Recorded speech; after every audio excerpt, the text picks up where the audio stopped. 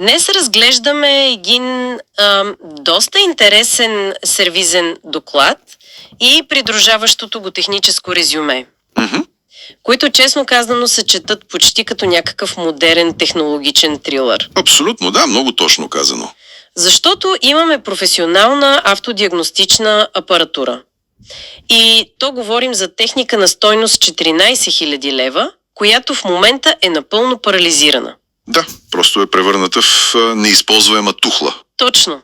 И най-интересното тук е, че проблема изобщо не се дължи на, да кажем, изгоряла платка, някакъв скъсан кабел или тежък хардуерен дефект. Не, няма нищо физически счупено. Всичко се дължи на липсата на едни 8 цифрови знака. Само 8 цифри. Да, колкото и невероятно да звучи. Та мисията на днешния ни обстоен анализ е да разплетем тази документация.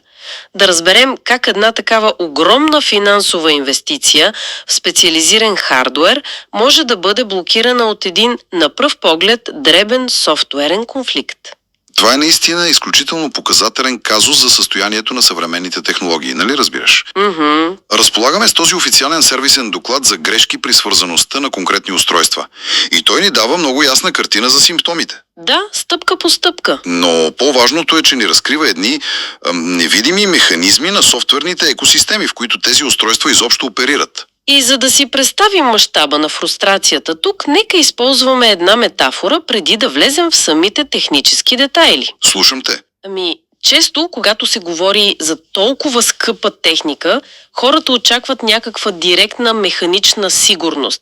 Нека си представим ситуация, в която човек си купува спортен автомобил от най-висока класа. Окей, любима тема. Сяда вътре, интериорът е безупречен, резервоарът е пълен догоре. Завърта ключа и очаква да чуе рева на двигателя. Но двигателя мълчи. Колата е перфектна, механично всичко е абсолютно изрядно. Обаче запалването е невъзможно. Защото вътрешният компютър просто е решил, че не разпознава ключа като свой. Точно така. Тази аналогия улавя същината на проблема перфектно.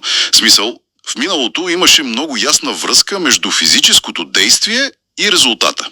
Дърпаш ръчката и нещата се случват. Да, ако машината не работи, отваряш капака, виждаш коя част е счупена и я сменяш. Тук обаче говорим за състояние, в което физически всичко е на лице. Хардуера си е там. Хардуерът е непокътнат, да, но логически системата е заключена. Това е буквално сблъсъкът между физическата собственост и дигиталния контрол.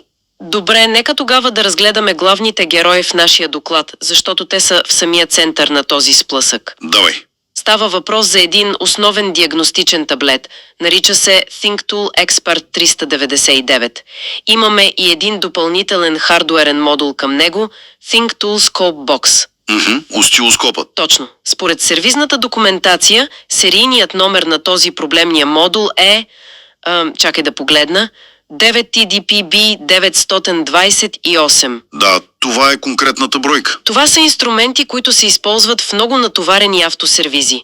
Когато един механик има нужда от осцилоскоп, за да хване някакъв сложен електрически проблем в колата, той разчита тази техника да работи на секундата. Абсолютно. И на хартия тези две устройства са част от една и съща продуктова линия. В смисъл, те са проектирани от един и същ производител Thinker. Значи би трябвало да се разбират перфектно. Би трябвало да работят в абсолютен безпроблемен синхрон. Да. Таблетът реално е мозъкът на операцията, а този Scope модул са очите и ушите, които събират електрическите сигнали от автомобила. Да, но на практика, ако четем доклада, се случва нещо съвсем различно. Когато потребителят се опита да стартира приложението за осцилоскоп, т.е. Oscilloscope Application на таблета, нещата забиват. Връщата изобщо не може да се установи стабилно. Приложението директно се срива и вади постоянни грешки за прекъсната връзка. И това, което най-много ме впечатли, докато четях описанието, е агресивния характер на този отказ. В смисъл, таблетът не просто не вижда модула, той буквално го отхвърля. Точно така. Изхвърля го от системата. Ако се върнем пак на някакви такива медицински термини, звучи ми направо като остра имунна реакция. Все едно тялото отхвърля присаден орган. Защо софтуерът реагира толкова враждебно към собствения си хардуер? Виж сега, Защото в този случай софтуерът е програмиран да бъде изключително подозрителен. Подозрителен. Към устройство от същата марка. Да. Това, което наблюдаваме тук, е класифицирано в доклада като конфликт при лицензионното сдвояване. Или на английски License Pairing конфликт. Звучи много корпоративно. Звучи, да. Но за да разберем защо се случва това отхвърляне, трябва да погледнем отвъд самия кабел, който свързва таблета и модула. Тоест не е проблемът в кабела. Не, проблемът не е локален изобщо. Той е мрежов и най-вече административен. Чакай малко, искаш да кажеш, че кабелът си пренася данните, токът си тече, но устройствата пак отказват да си говорят? Точно така функционира този конфликт при сдвояването. Таблета Expertiste 99 физически засича хардуера. Знае, че е там. Знае, че нещо е включено в порта му, да.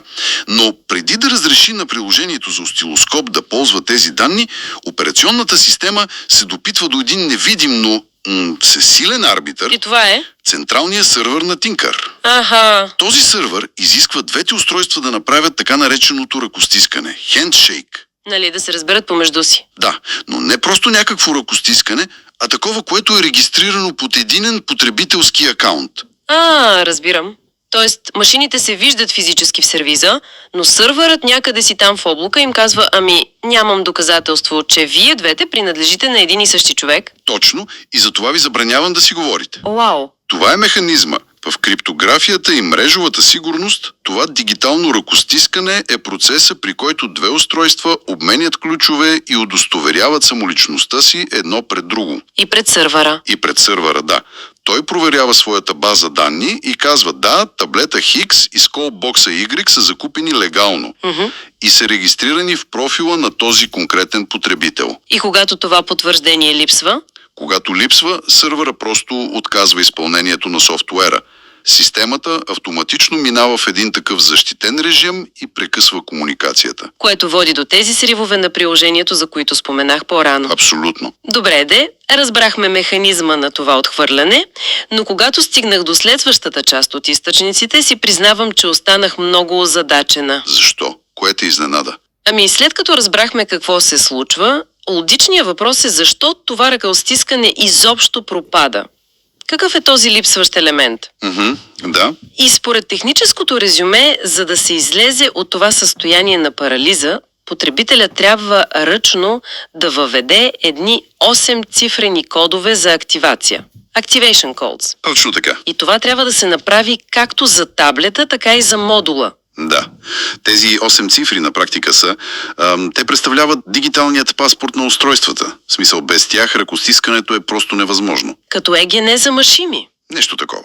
В доклада изрично е посочено, че тези кодове трябва да бъдат въведени в едно много специфично подменю на таблета Expert 399. Да, видях го това. Нарича се VCI и външни модули. VCI/External Modules. Точно. Нека само да уточним за яснота. Какво точно означава това VCI? VCI е съкращение от Vehicle Communication Interface. Или на български интерфейс за комуникация с автомобила. Това е онази критична част от оборудването, онзи хардуерен мост, който реално се включва директно в диагностичната букса на колата. Която чете данните от компютъра на колата. Точно. И ги превежда към софтуера на таблета. И това меню, за което говориш, VCI External Modules, то е своеобразният портал за легитимиране на всякаква външна периферия. Значи оттам минава всичко допълнително. Да.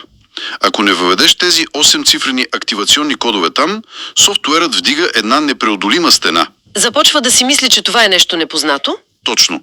Започва да третира хардуера, в нашия случай скопбокса, като напълно неупълномощено или, както пише в доклада, чуждо устройство. Foreign device. И тук вече наистина трябва да изразя сериозно недоумение. Защото разглеждаме професионален казус, нали така? Да, това е професионална техника. Не говорим за някакъв дефектен свързващ кабел за 2 лева. Не говорим за изгоряла дънна платка или сложен дефект на микрочип. Целият този срив, цялата тази парализа на работата в автосервиса се корени в липсата на една парола от 8 цифри. Да, звучи нереално. Как е възможно професионалисти, които купуват специализирана техника за 1000 левове, да бъдат напълно блокирани от нещо толкова тривиално? На мен ми звучи като абсурдно дизайнерско решение. Разбирам защо изглежда тривиално на пръв поглед. Права си да се чудиш. Но ако погледнем архитектурата на съвременните системи за дигитални права, Така нареченият DRM. точно така, Digital Rights Management. В този контекст тези 8 цифри са може би най-важният компонент от цялата екосистема. По-важни от самия хардуер? В известен смисъл да. Производителите на подобна техника инвестират милиони в разработването на диагностичния софтуер. И това, от което най-много се страхуват, е някой да създаде ефтино, неоторизирано копие на хардуера. Значи ги е страх от клонинги. Точно.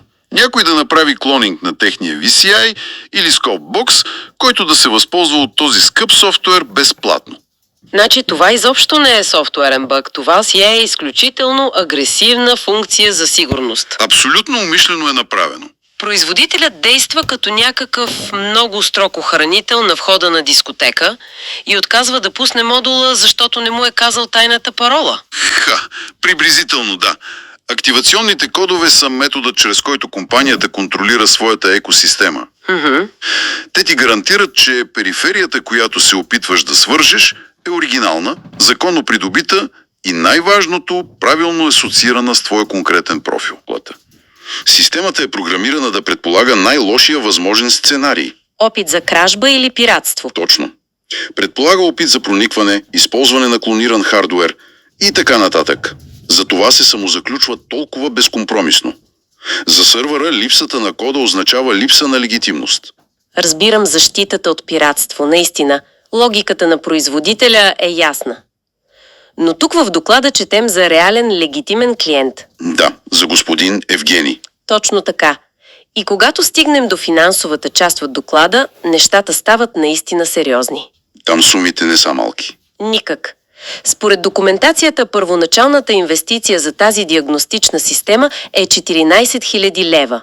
Това са си сериозни пари за един сервис. Това е стойността на един приличен автомобил втора ръка. И тези пари са инвестирани в инструмент, който в момента отказва да работи, защото сървърът го подозира в пиратство. Не е ли това прекалено агресивна защита, която наказва собствените им коректни клиенти? Виж сега. Това е големия дебат около дигиталните екосистеми в днешно време. В стремежа си да заключат пиратите извън системата, производителите създават едни процедури, които са толкова затегнати, че пречат на нормалните хора. Точно. При най-малката административна спънка, като например изгумени физически карти с кодове, легитимният потребител се превръща в съпътстваща жертва. И както се вижда от доклада, последствията от тази защита не спират само до невъзможността да се стартира едно приложение. Не. Те предизвикват направо каскаден срив в цялата поддръжка на устройството. Точно така. Защото когато сървърът вдигне тази стена, той не просто блокира достъпа до осцилоскопа. Той ефективно заключва цялата тази инвестиция от 14 000 лева в един омагьосен кръг. И тук стигаме до детайла, който създава истински парадокс за мен. Абонамента? Да. Според сервисната информация, освен огромната начална сума, в момента за тази система се плаща и годишен абонамент на стойност 2000 лева. Около 1000 евро, да, всяка година. Всяка година. И въпреки този активно платен абонамент, липсата на тези 8 цифрени кодове блокира жизнено важни актуализации на фърмуера.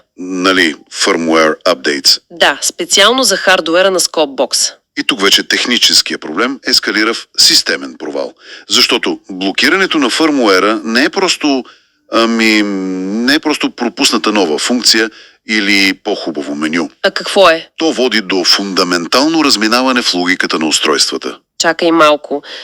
Искаш да кажеш, че абонамента де-факто спомага за счупването на системата?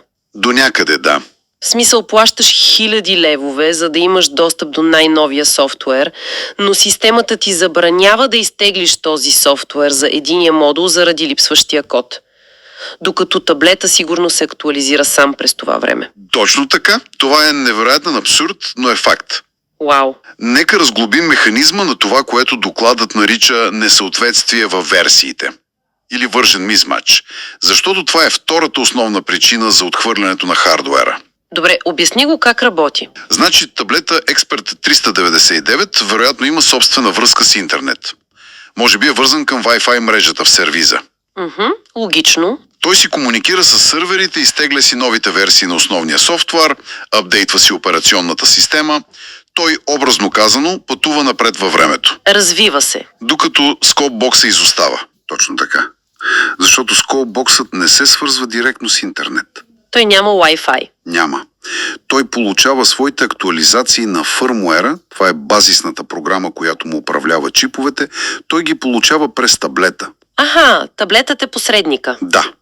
Но тъй като таблетът и сървърът не разпознават модула заради липсващите 8 цифри, Сървърът отрязва достъпа до файловете за обновяване. точно, така модулът остава блокиран в миналото, с старата си версия на фърмуера. И в един момент разликата между двата софтуера става толкова голяма, че те вече не могат да си говорят изобщо. Абсолютно. Това е все едно, представи си ти и аз да говорим на един език, но ти изведнъж започваш да учиш нов диалект всеки ден чрез таблета, Да. а на мен в ролята ми на сколбокс ми е забранено да го уча. След няколко месеца ние сме в една стая, свързани сме с кабел, но вече изобщо не се разбираме. Тази метафора с диалектите обяснява процеса просто перфектно. Стария фърмуер на модула изпраща едни данни във формат, който новия софтуер на таблета вече не разпознава или пък смята за невалиден.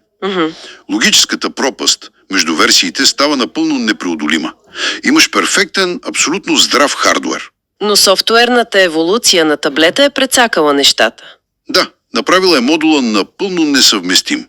Резултатът е тотален отказ на комуникацията. Системата буквално сама се е саботирала заради собствените си протоколи за сигурност. Добре де, изправени пред цялата тази технологична стена от неразбиране, абонаменти и блокирани актуализации, какъв изобщо е изходът? Има изход, спокой. В смисъл как? Господин Евгений може да прекръсне този омагьосен кръг и да започне отново да използва инвестицията си от 14 000 лева. Решението, което е изрично посочено в това техническо искане за съдействие, е колкото логично, толкова и иронично. Защо иронично? Защото, за да се реши този свръхсложен дигитален облачен проблем, е необходима крачка назад към физическия свят. Не те разбирам. Доставчикът на оборудването в този случай, това е компанията Autodiac, те трябва да предоставят на клиента оригиналните физически карти за активация. Така наречените Activation Cards. Сериозно? Значи спасението на тази супермодерна диагностична система се крие в намирането на едни конкретни парчета пластмаса или картон. Точно така. Тези физически карти са носителите на безценните 8-цифрени кодове за двете устройства. Това на практика показва върховенството на физическия лиценз над софтуера. Уау! Когато тези кодове бъдат осигурени и въведени ръчно в онова меню, за което говорихме, VCI External Modules, Да. портала, тогава сървърът най-накрая ще даде зелена светлина. Добре, и това автоматично ли ще оправи проблема с несъответствието на версиите, този диалектен проблем между устройствата? Не става баш автоматично с едно щракване, но ще отключи вратата към решението. Какво трябва да се направи след това? Въвеждането на кодовете ще позволи извършването на цялостно възстановяване на фабричните настройки. Тоест един factory reset на системата. Точно така. Този процес вече ще изчисти всички натрупани грешки в кеша, ще заличи конфликтите от разминаването във версиите и ще позволи чиста реактивация. Значи ги връщаме в първи клас и двете устройства. Напълно. Едва тогава сървърът ще разреши изтеглянето на най-новият фърмуер за сколбокса. Версиите ще се изравнят и устройствата отново ще започнат да си говорят на един и същ език. Най-накрая. Да.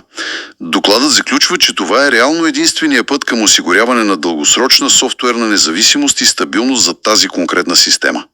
Ако трябва да направим една бърза ретроспекция на целия този казус, защото мисля, че преминахме през доста сложна верига от събития. Да, беше си дълго пътешествие. Започнахме с това, което на повърхността в един автосервис е изглеждало като много сериозна, дори може би необратима хардуерна повреда.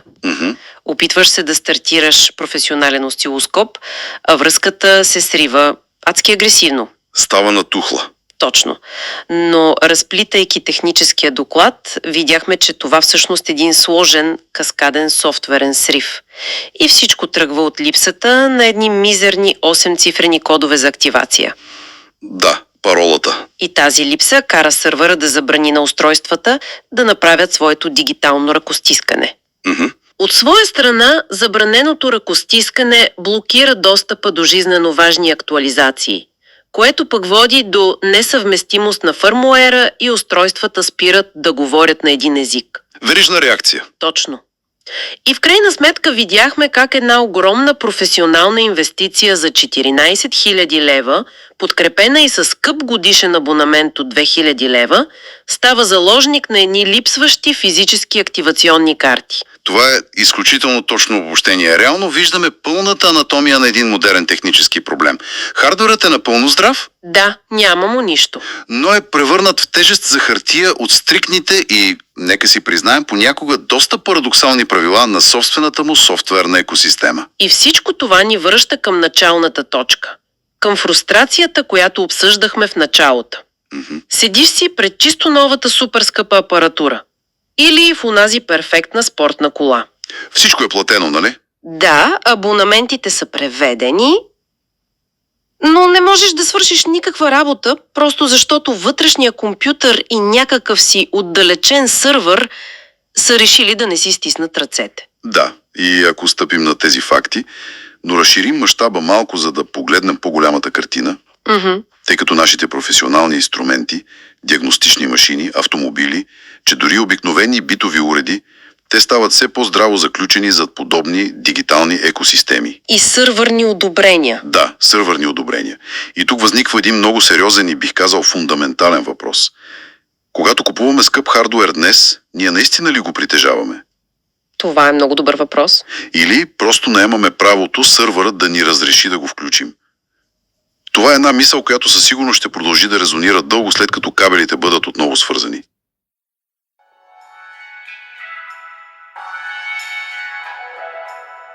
Тази песен идва от сърцето и душата, натурално извисен в небесата. Тази песен идва от сърцето и душата, натурално извисен в небесата. Тази песен идва от сърцето и душата, натурално извисен в небесата. Навлизам в стримите си, стимулирайки ума.